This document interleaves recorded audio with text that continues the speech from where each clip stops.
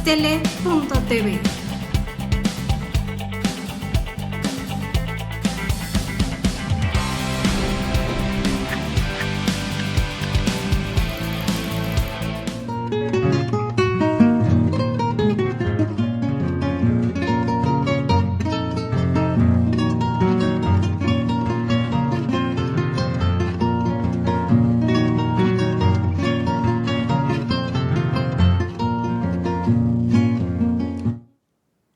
Muy buenas noches, querida audiencia de Astele TV. Bienvenidas y bienvenidos a esta misión de este gran lunes que tenemos aquí en Hilando Contextos.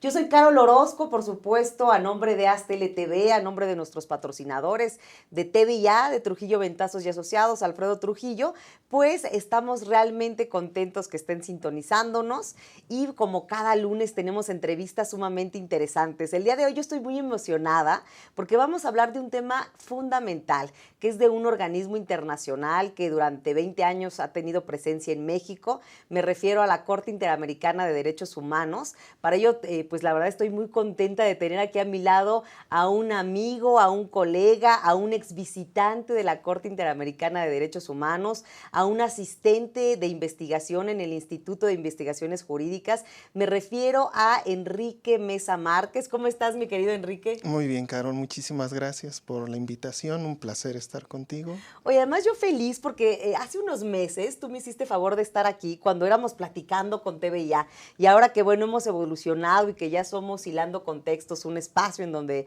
se tejen opiniones, pues la verdad para mí es un orgullo porque en aquella ocasión tú nos hablaste de temas fundamentales, pero todavía no eras visitante de la Corte Interamericana. Entonces la verdad para mí es un orgullo. Yo sí quisiera aquí platicarle a nuestro querido auditorio de que pues bueno, cuántas solicitudes puede haber para trabajar. Es más, yo misma te confieso que levanto la mano y digo, ha de ser padrísimo estar allá, ¿no? Porque además estuviste un año en San José, Costa Rica, ¿cierto? Así es, Carol. No, hombre, qué padre. Así es. Bueno, en primer término, pues es una de las experiencias más extraordinarias que puede tener un profesional en derechos humanos.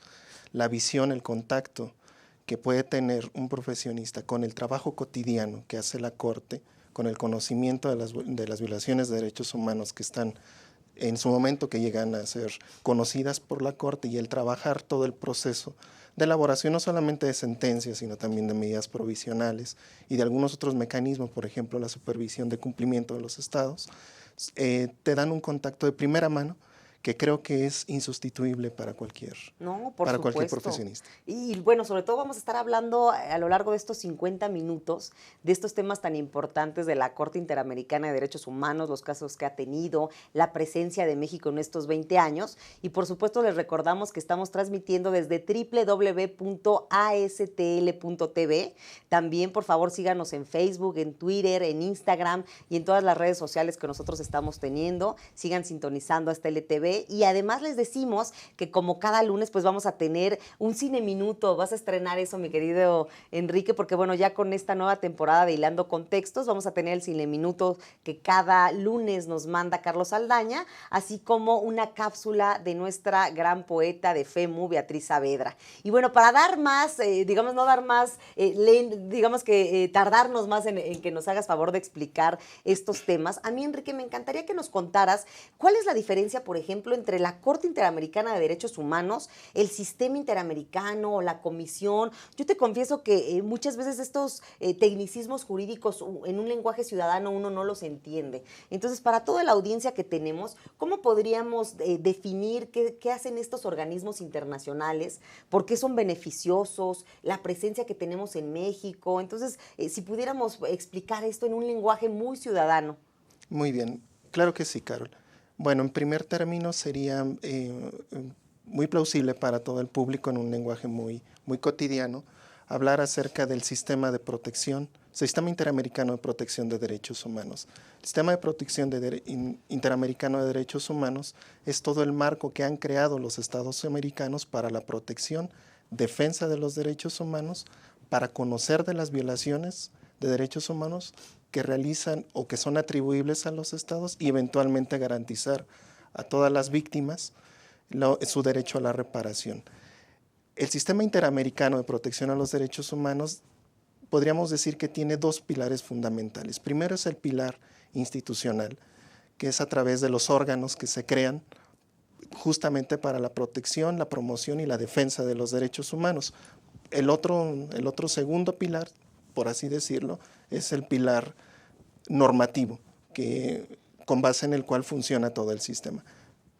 Volviendo al pilar institucional. El pilar institucional está integrado por dos órganos principales que tienen la encomienda de esta protección, promoción y defensa de los derechos humanos. Por una parte, la Comisión Interamericana de Derechos Humanos, que es el órgano principal que surge de la Carta de la Organización de Estados Americanos, y es el órgano que tiene bajo su mandato la protección, la defensa y el monitoreo de la situación de los derechos humanos en todos los estados de las Américas, es decir, todos los estados que son signatarios, que son firmantes de la Carta de la Organización de los Estados Americanos. Actualmente son 35 estados americanos sobre los cuales tiene competencia la Comisión Interamericana y tiene diversos mecanismos para cumplir con su mandato. Primero es propiamente el conocimiento de las peticiones individuales, es decir, las personas o sus representantes ponen en conocimiento de la Comisión Interamericana cualquier violación de derechos humanos que hayan padecido respecto de los estados a los cuales se están demandando. Segundo, puede ser a través de mecanismos de monitoreo. Esto puede ser a través de informes de país, es decir, emitir cada determinado tiempo cuál ha sido la situación de derechos humanos en México, en Venezuela, en Colombia. Como un reporte. Exactamente, para visibilizar la situación la situación de los derechos humanos en ese país. Otro mecanismo son las visitas in situ, las visitas in loco, cuando los comisionados, una delegación de los comisionados visita un país específico para conocer de la situación de derechos humanos. Cabe resaltar que respecto de este mecanismo necesitan la autorización del Estado para poder hacer esa visita, ¿no?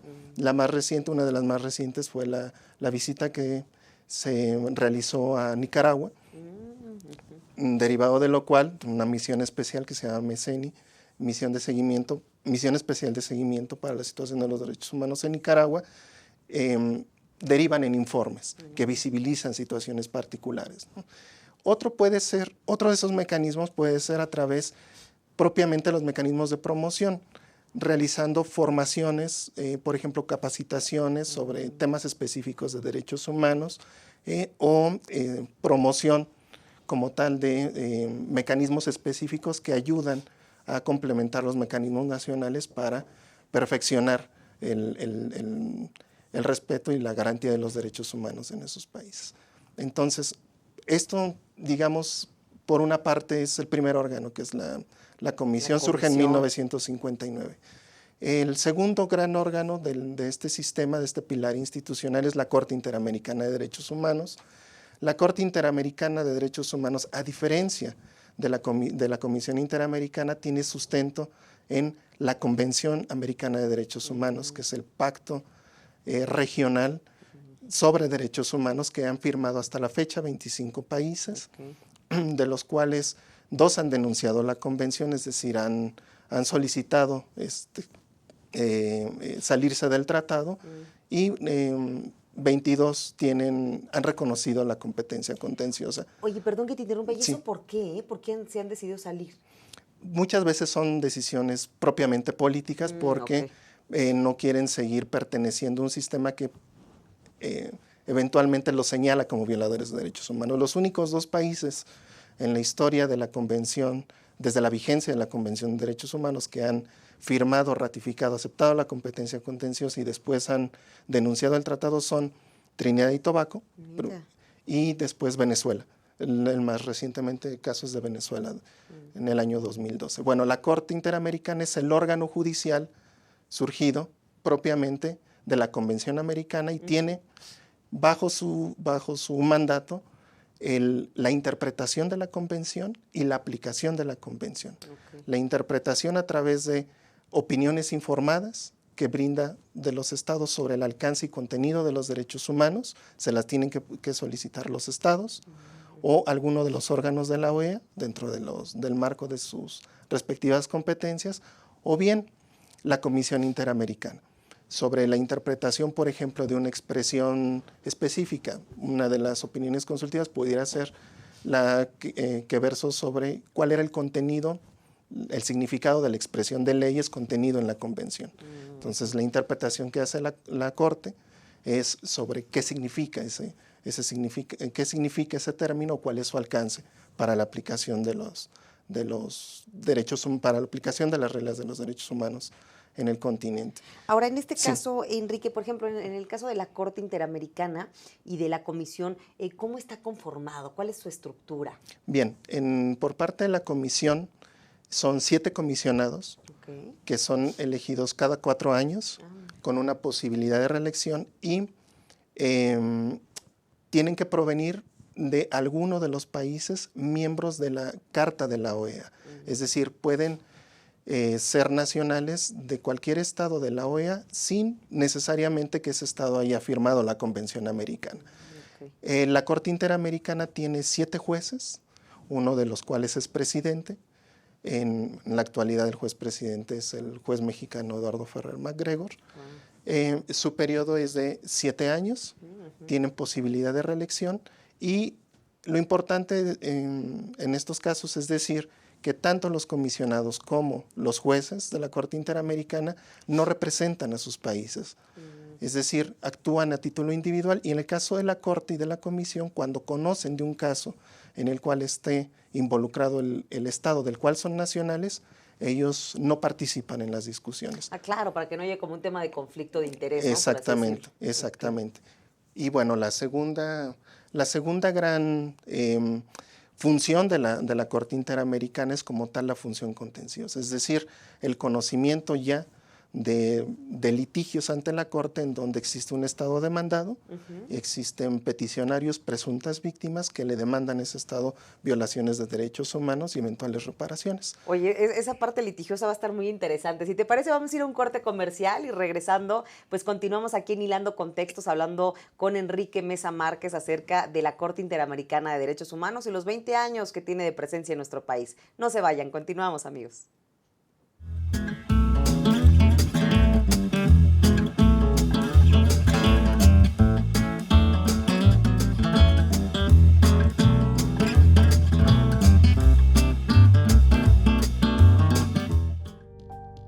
Estudié psicología porque siempre me ha gustado ayudar a las personas que están a mi alrededor.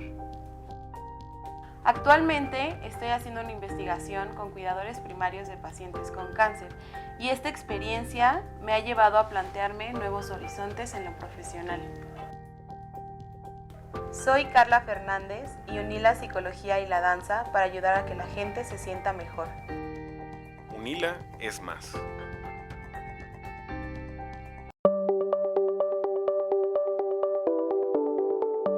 Astele.tv.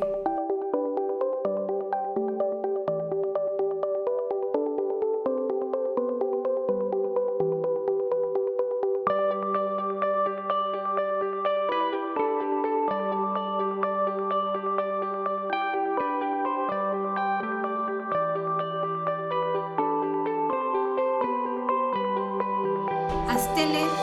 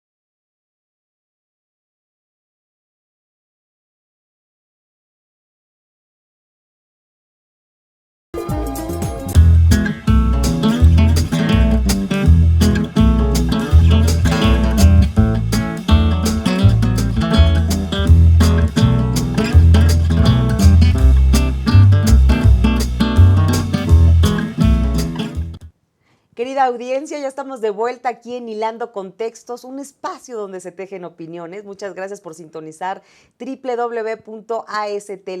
Yo les recuerdo que soy Carol Orozco y que estamos conversando con Enrique Mesa Márquez, ex titular y además, bueno, más bien ex visitante de la Corte Interamericana de Derechos Humanos. Y bueno, en el corte pasado, Enrique, tú nos explicabas esta diferencia entre la comisión y entre la Corte, ¿no? Y aparte nos decías, una parte importante de la Corte es ese aspecto litigioso. Así ¿no? es. Y a mí me encantaría que nos empezaras a platicar acerca de, en esta cuestión litigiosa que digamos que ejerce la Corte Interamericana de Derechos Humanos, ¿cuál es la situación de México? Tú nos comentabas al principio del programa que digamos que este sistema ya está desde hace 20 años en nuestro país y a mí me gustaría que nos contaras quizá datos curiosos o datos duros y ver qué casos se han litigado, cómo ha estado este aspecto contencioso y este estatus para México en estos 20 años. Muy bien, Carol. Bueno, mira, primero que nada creo que es importante resaltar que México es uno de los países que llega tarde al sistema. Okay. Es decir, el sistema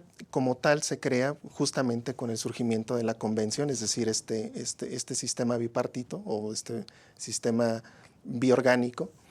En 1969 se firma la convención, el más importante tratado de derechos humanos que tenemos en la región.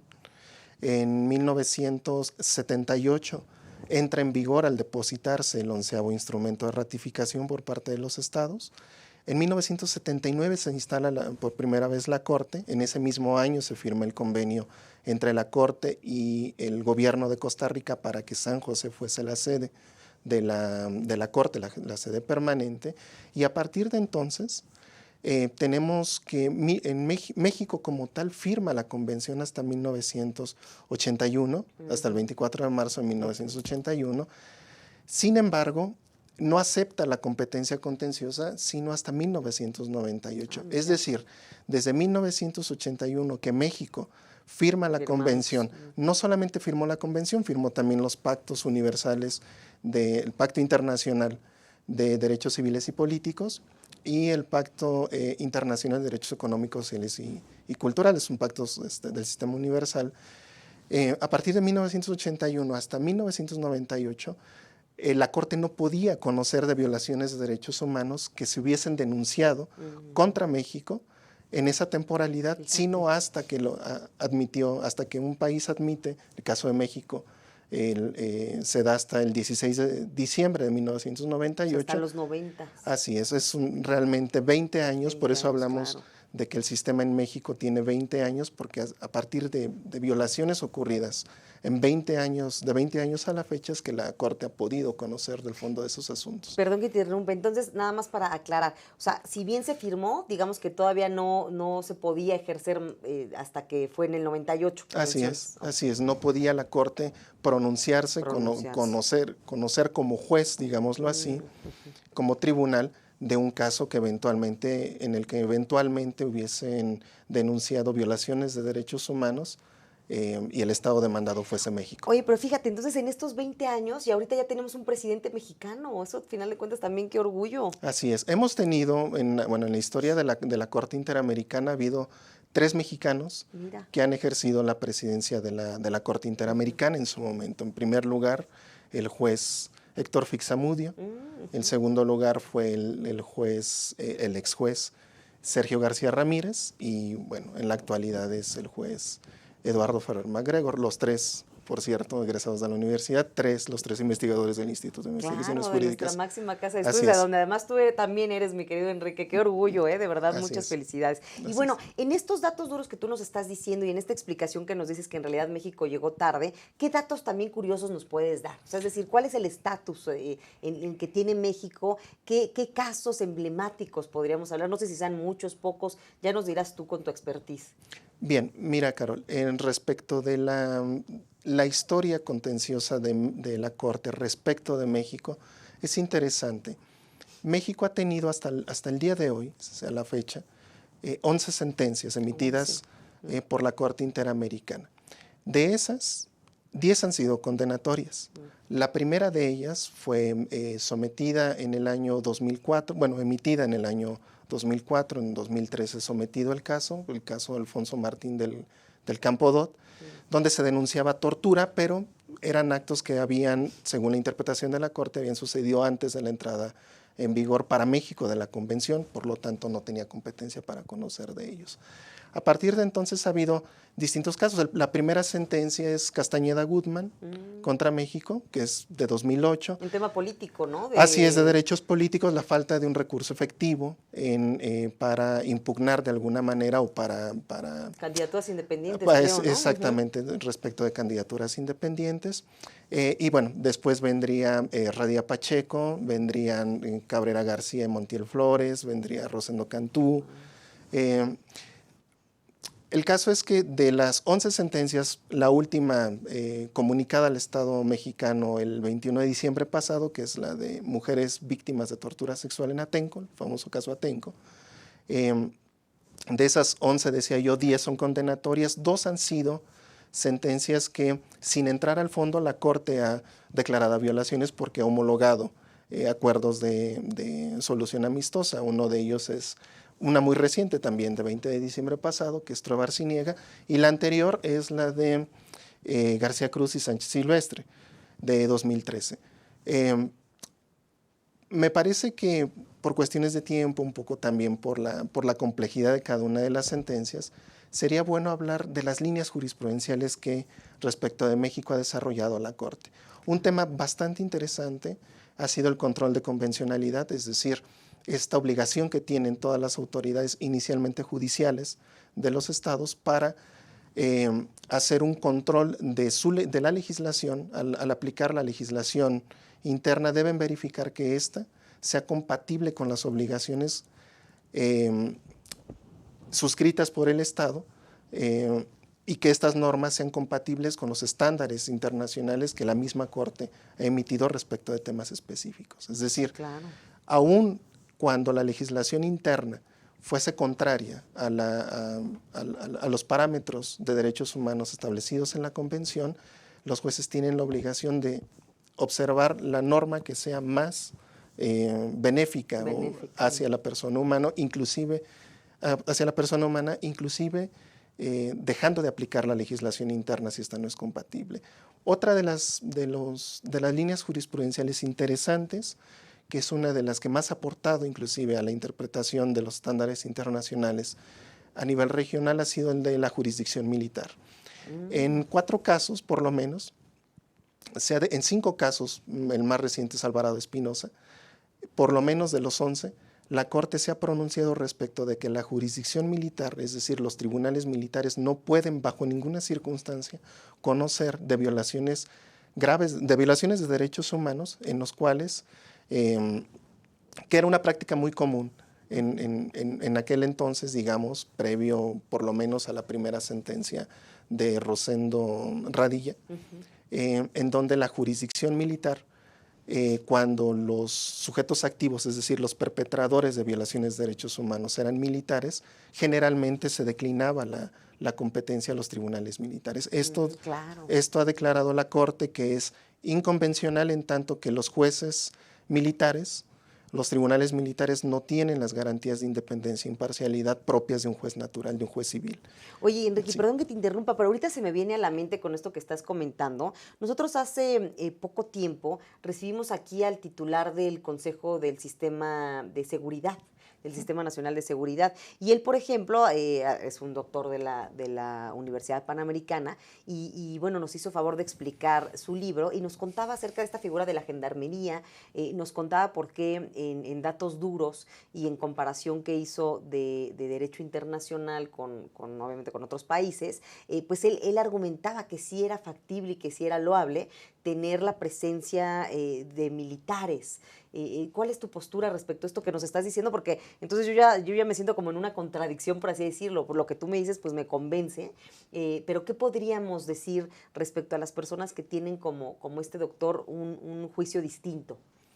Mira, en lo particular, respecto de la convencionalidad, por ejemplo, de participación de Fuerzas Armadas en labores de seguridad ciudadana, la Corte, previo a Alvarado Espinosa, que es una sentencia contra México de 20 de diciembre, por lo menos comunicada 20 de diciembre de 2018, había dado unos primeros parámetros sobre cuál debe ser el alcance de su intervención en escenarios ajenos a conflictos armados.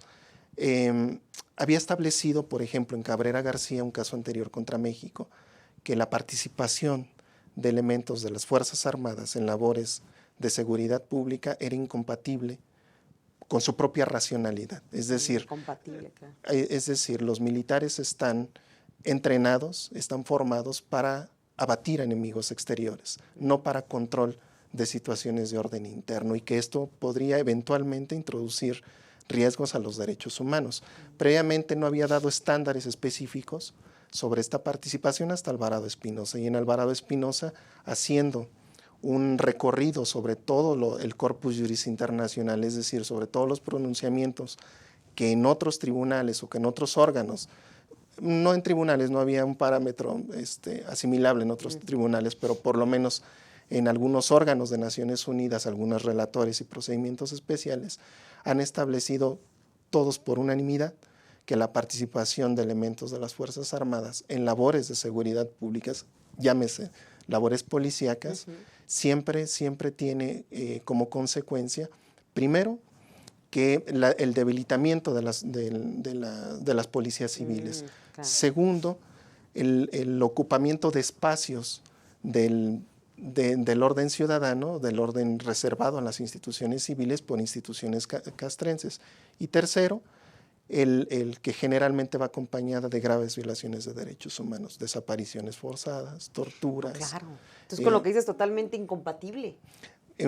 Mira, en Alvarado Espinosa lo que dice la Corte es que en situaciones excepcionales los estados pueden dar intervención a sus Fuerzas Armadas, pero con parámetros que son límites muy específicos. Primero es que siempre sea excepcional, es decir, que no sea una práctica regular por parte de los estados, y siempre tenga el alcance, digamos, proporcional también a la situación que tienen que enfrentar, los escenarios que en ese momento se den. Segundo, que deben ser subordinada esa participación y complementaria, es decir, la participación de las Fuerzas Armadas cuando intervengan en labores de seguridad ciudadana deben estar subordinadas en lo administrativo y en lo operativo a las instituciones policíacas civiles.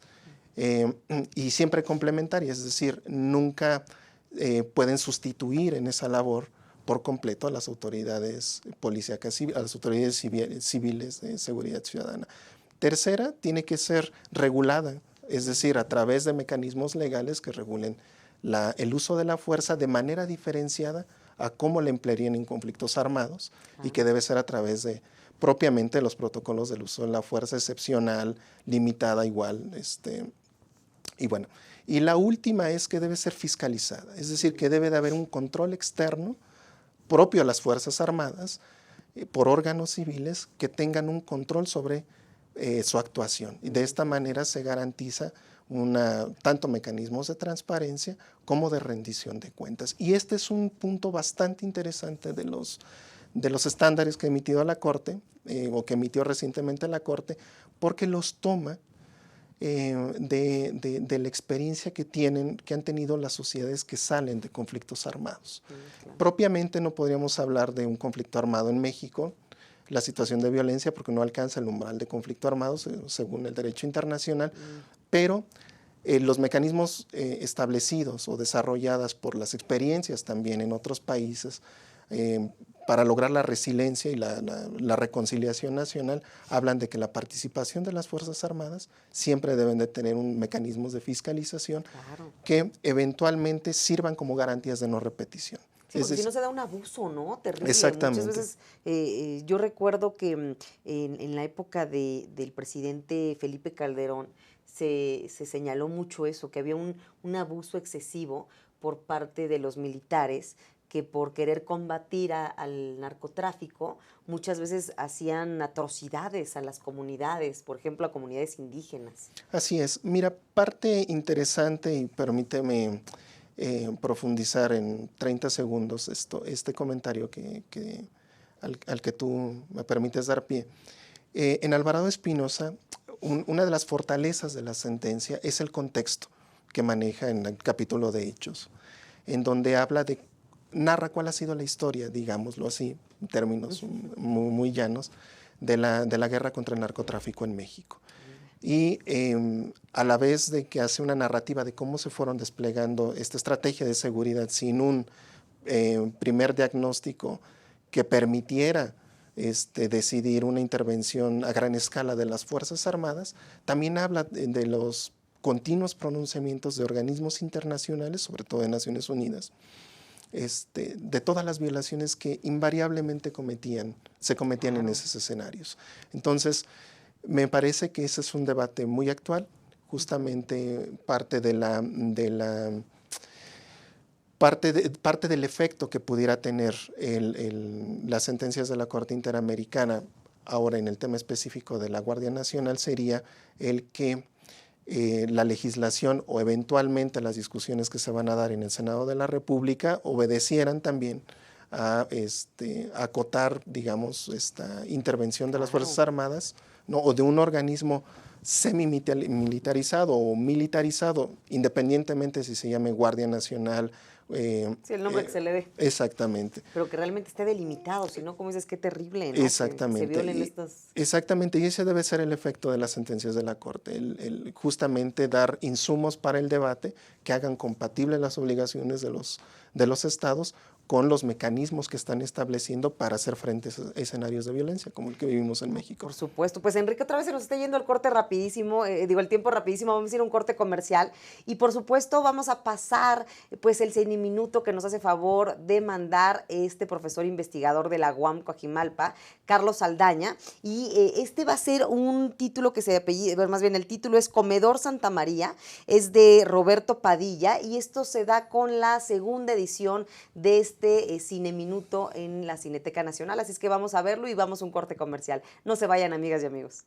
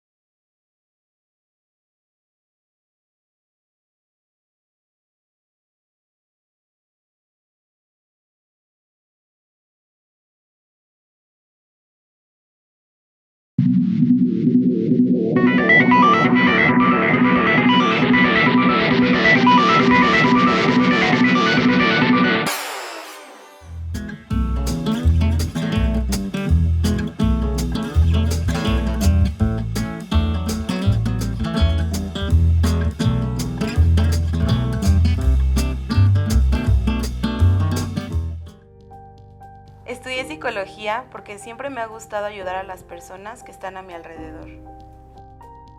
Actualmente estoy haciendo una investigación con cuidadores primarios de pacientes con cáncer y esta experiencia me ha llevado a plantearme nuevos horizontes en lo profesional. Soy Carla Fernández y uní la psicología y la danza para ayudar a que la gente se sienta mejor. UNILA es más.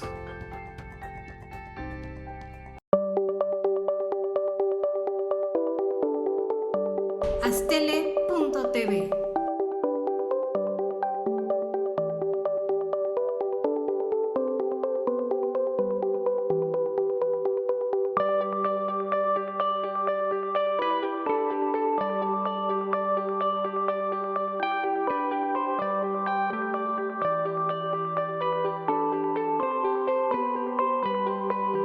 Astele.tv.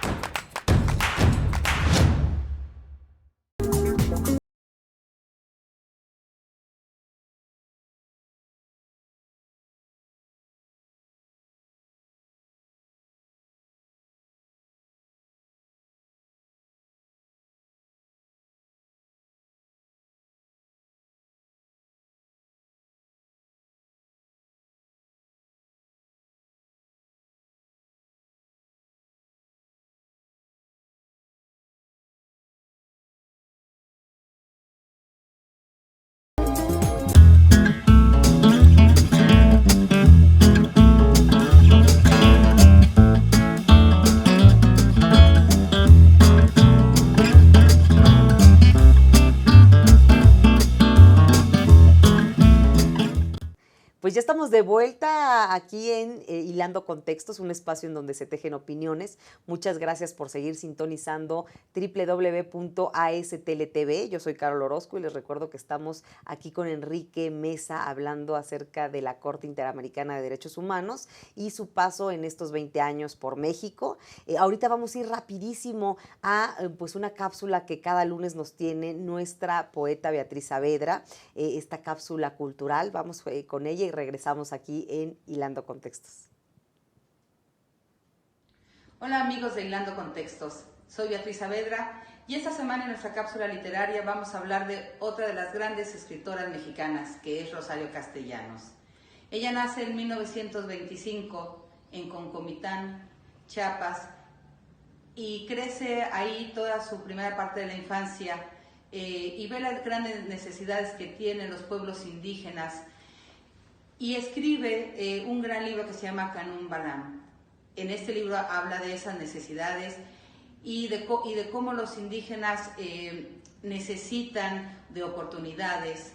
Ella se viene a estudiar a la Ciudad de México y estudia filosofía y letras y escribe en su tesis de maestría El Eterno Femenino. Ocupa gran cantidad de puestos dentro del gobierno, dentro de la universidad, da clases e internacionalmente también representa a nuestro país. Rosario Castellanos escribe un gran número de ensayos, pero sobre todo se recuerda por la gran poetisa que ella ha sido. Voy a leer un poema de ella que dice: solo la voz, la piel, la superficie pulida de las cosas, basta, no quiere más la oreja, que su cuenco resbalaría y la mano ya no alcanza a tocar más allá. Distraída, resbala, acariciando y lentamente sale del contorno, se retira saciada sin advertir el ulular inútil de la cautividad de las entrañas, ni el ímpetu del cuajo de la sangre que embiste la compuerta del borbotón, ni el nudo ya para siempre ciego del sollozo. El que se va se lleva su memoria, su modo de ser río, de ser aire, de ser adiós y nunca, hasta que un día otro lo para, lo detiene y lo reduce a voz, a piel, a superficie ofrecida, entregada, mientras dentro de sí la oculta soledad aguarda y tiembla. Bueno, pues los invito a leer a Rosario Castellanos y no olviden sintonizarnos en Aztele TV la próxima semana. Hasta luego. Pues muchas gracias a nuestra querida Beatriz Saavedra por esta cápsula más. Por supuesto, invitamos a toda nuestra audiencia que si están interesados en estos temas culturales, pues acudan al Museo de la Mujer, que es donde da nuestra querida Beatriz talleres. También pues que se inscriban a todas las mujeres, a FEMU, a la Federación Mexicana de Universitarias. Y por supuesto, pues que sigan sintonizando Aztele TV. Y continuando con esta entrevista contigo, mi querido Enrique, tú nos decías, bueno, a ver, son 11 sentencias las que han estado para México. Nos explicabas más o menos los rubros, ¿no? El último rubro fue en temas castrenses, pero también nos decías que hay temas, por ejemplo, de desaparición forzada o de control de convencionalidad. No sé si podamos seguir profundizando en estos temas para saber exactamente esas 11, en qué estatus estamos. Perfecto, Carol. Claro que sí. Bueno, en el caso de temas de desapariciones forzadas, han sido 2 sentencias. La primera de ellas es el caso de Rosendo Radilla, sentencia de noviembre de 2009. Es una sentencia que ha sido de una importancia capital para México. ¿Por qué capital? Porque, bueno, vamos a muy rápidamente, ¿de qué trata la sentencia? Rosendo Radilla Pacheco fue un activista social de Guerrero en un retén militar. Es detenido por soldados. Por su activismo en 1974, ojo con la fecha, es interesante, 1974, cuando México todavía no había firmado la convención. En el 81, ¿no? Dijiste. Exactamente, la firmó hasta 1981. 1974, y a partir de entonces desapareció. Los familiares a nivel interno comenzaron una serie de búsquedas y también iniciaron procedimientos para eventualmente saber el destino paradero de Rosendo Radilla. A la fecha han pasado 48 años de su desaparición, 44 años, perdón, de su desaparición y aún no se sabe qué sucedió con él. ¿Por qué conoce del caso Rosendo Radilla la Corte Interamericana? Conoce porque México inicialmente, como medio de defensa, uno de los medios de defensa son las llamadas excepciones preliminares, que es una figura procedimental que interpone el Estado para que la Corte, en el cual cuestiona, de la Corte su competencia en determinado punto. En este caso, México decía, el Estado mexicano decía, que por el tiempo en el que sucedió la desaparición forzada, la Corte Interamericana no tenía competencia para conocer de ese caso. La Corte, haciendo una interpretación sobre el alcance de su competencia también, en los casos en los cuales la ejecución es continua de un delito, y esa ejecución comienza antes de la entrada en vigor de la Convención para ese Estado y de la aceptación de la competencia contenciosa, la Corte estableció que aun cuando el acto de privación de la libertad había sido en 1974, a la fecha en que llega el caso a la Corte y hasta el día de hoy, en su momento en la fecha que era 2009, seguía ejecutándose la desaparición forzada hasta no se supiera de su destino o de su paradero, es decir, hasta que no se encontrara la persona con vida o sus restos eventualmente. Entonces, por eso es que la Corte pudo conocer de ese caso. Y bueno, porque es bastante importante esta sentencia, quizá como ninguna otra, por lo menos hasta la fecha en la historia contenciosa de la Corte. Porque en el momento en el que se dictan las reparaciones, toda la serie de reparaciones, el Poder Judicial de la Federación en México tiene que hacer una interpretación de cómo va a ser la aplicación, cómo va a cumplir el Estado mexicano con esas reparaciones y eventualmente cuáles son las obligaciones específicas del Poder Judicial mexicano frente a las reparaciones emitidas y al alcance de la misma sentencia de Radilla Pacheco. Entonces se abre un expediente, el famoso expediente 912 varios, 912 de 2010, muy conocido por casi todos los juristas, en donde establece primero que las sentencias emitidas contra el Estado mexicano son de alcance obligatorio necesariamente. Inicialmente también hizo una interpretación en el sentido de que todas aquellas sentencias emitidas por la Corte y la jurisprudencia de la Corte Interamericana en los cuales no fuese México Estado parte tenían un sentido orientador de las resoluciones de los jueces a nivel interno. Y segundo, es el famoso control de convencionalidad, es decir, este control, la obligación que tienen, dice la Corte, ex oficio, es decir, oficiosamente, sin que nadie se los pida, para al momento de aplicar una norma interna, verificar que las disposiciones de esta norma sean compatibles con las disposiciones de la Convención Americana y darle siempre el mayor beneficio. El mayor beneficio, exactamente, digámoslo en términos llanos. Y el otro, digamos, tercer gran punto de todo este expediente, de este desglose que se le llama, es el alcance de la jurisdicción militar, lo que habíamos platicado, que la jurisdicción militar, en los casos en los cuales se denunciara violaciones de derechos humanos distintos a la disciplina, a infracciones propias de la disciplina militar, tenían siempre que conocer los jueces civiles, es decir, la competencia de los jueces, eran incompetentes los tribunales militares para conocer en estos casos. Esto es muy importante porque estamos hablando de los años 2010, del año 2010, claro, cuando se empieza a dar el cumplimiento, y la reforma del Código de Justicia Militar no se dio sino hasta 2014. Entonces tuvieron que pasar por lo menos 4 sentencias para que el Estado mexicano adecuara su legislación en materia de justicia militar para limitar el alcance en los casos de violaciones graves de derechos humanos. Oye, entonces definitivamente Rosendo Radilla fue un parteaguas para México, ¿no? Exactamente, y además es importante porque el cumplimiento de la sentencia Radilla Pacheco daría finalmente tendría como consecuencia la reforma de derechos humanos, Claro. la reforma constitucional de derechos humanos de 10 de junio de 2011. De 2011, claro.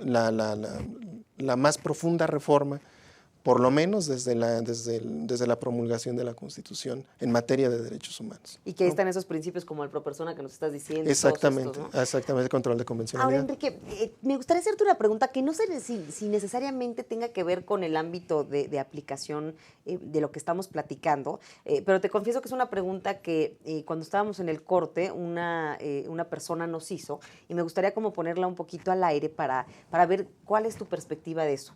Y esta persona lo que nos decía ahorita en el corte es, bueno, en el tema, por ejemplo, de gente que se está manifestando, voy a poner el ejemplo que nos decía, de los maestros que ahora se están manifestando en Michoacán, ¿no? De repente hay gente que nos dice, no, es que ya deberían de aventarle a la policía o deberían de aventarle a los militares y parar esto porque están perjudicando la economía. No sé qué tanto tenga que ver esto con tu tema o cuál es tu perspectiva respecto a esto que está pasando, porque yo te confieso que sin tener el expertise que tú tienes, noto un poco de intolerancia hacia las personas o noto un poco de que la información se está tergiversando por parte de muchos medios de comunicación en donde quizá estén apoyando a que lo correcto debe ser un caso de violencia, pero no lo sé, a mí me gustaría saber tu opinión. Mira, es interesante esto que planteas. Cuando los estados tienen quieren confrontar sus usos o sus legislaciones frente a los estándares interamericanos y cuánto de su legislación, por ejemplo, es compatible con las obligaciones de los estados a la luz de la Convención Americana, pueden hacer uso de lo que platicábamos en un inicio, de la función consultiva. Okay. Muchas veces, uno de los países que más, o quizá el que más ha solicitado en esa vía una consulta para que la Corte le diga qué tan compatible es su legislación a la luz de la Convención Americana es Costa Rica. Mira. Costa Rica, cuando quiso hacer una reforma constitucional para definir los alcances del derecho a la nacionalidad, lo que hizo es previamente para decir, previo a la reforma, le consultó a la Corte Interamericana si el proyecto de reforma, esto es interesante porque no era una legislación ya vigente, sino era un proyecto que apenas se discutía en la Asamblea, en el Congreso, qué tan compatible era esa legislación a la luz de la Convención Americana. Entonces ese es uno de los mecanismos que pueden hacer los estados cuando quieren enfrentar escenarios o cuando quieren eventualmente dilucidar cuál es el alcance también o cuál es la compatibilidad de su legislación con los estándares interamericanos. Entonces, eso puede ser un mecanismo. Claro, entonces en este caso lo que me estás diciendo es que México podría hacer una consulta, por así decirlo. Pudiera ser, por ejemplo, eventualmente quienes pueden solicitar las opiniones consultivas son los estados, la Comisión Interamericana o los órganos. Y esto es algo bien importante. Quisiera no dejarlo pasar, quizá en 20 segundos. Es México. No solamente la relación de México con el sistema ha sido a través de la competencia contenciosa, de estas 11 sentencias de las que nosotros hemos hablado, sino también ha solicitado a la Corte Interamericana 2 de las más importantes opiniones consultivas de las 26 que tiene emitidas la Corte en su historia, que han sido parteaguas también en temáticas específicas. Una de ellas es el alcance. ¿Cuál es el alcance del derecho a la asistencia consular de los extranjeros en un país cuando están sometidos a procesos penales? Y el otro es las obligaciones de los estados y los derechos de las personas migrantes a la luz de las obligaciones de los estados en el sistema regional, ¿no? Oye, además, temas que están en boga todos los días en el mundo, ¿no? Así es. Lamentablemente, mi querido Enrique, se nos ha ido el tiempo rapidísimo, literal nos quedan 2 minutitos, entonces a mí nada más en estos 2 minutos, además de agradecerte, me gustaría que pudiéramos dar los datos si nosotros quisiéramos acercarnos a la Corte Interamericana, cuál es la página de internet, dónde podemos bajar pues todos estos casos que tú nos dices, porque bueno, si bien ya nos hiciste favor de explicar, pues estaríamos estaría muy interesante que pudiéramos bajar esta información, leerla, digerirla, hacerla nuestra. Entonces, bueno, te cedo el uso de la palabra para que en estos 2 minutitos nos expliques y, por supuesto, pues agradecerte. Muchísimas gracias, Carol. Bueno, es información pública. La página de la Corte es www.corteidh.or.cr. Y bueno, en el menú de opciones viene la jurisprudencia, casos contenciosos, opiniones consultivas, algunas publicaciones recientes y bueno, toda la estructura de la Corte, información general. Igual, bueno, en el caso de la Comisión Interamericana es www.cidh.oas.org, si no mal recuerdo. Y bueno, igual viene un menú de opciones en donde vienen índices temáticos, toda su estructura, la relatoría, los informes temáticos, informes de país, informes anuales. Bien, respecto de los números de México, la importancia del sistema, Carol, y eso es algo bien importante. México, en el último informe, por lo menos públicamente disponible, o el más reciente informe, mejor dicho, es el de 2017, el informe anual. En ese año, 2.496 peticiones por violaciones de derechos humanos ingresaron en el sistema de 35 países. Estamos hablando de todos los países, son las peticiones que ingresan. Ahora, de esas, 819 son peticiones respecto de México. Estamos hablando que de todo el universo del sistema interamericano, México condensa 1 de cada 3 no puede ser. Peticiones de violaciones por violaciones de derechos humanos. Y esto puede ser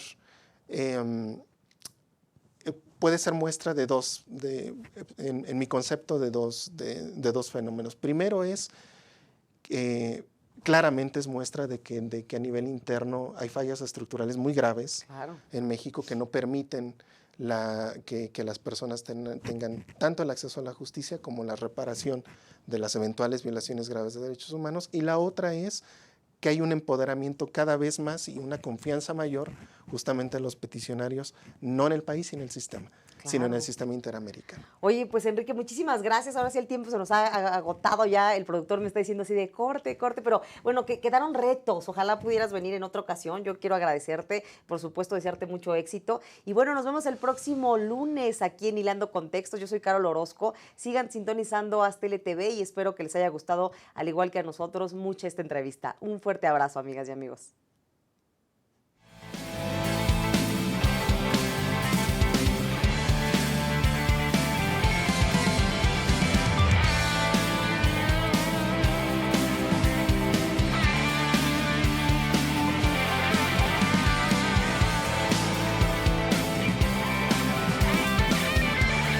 Aztele.tv.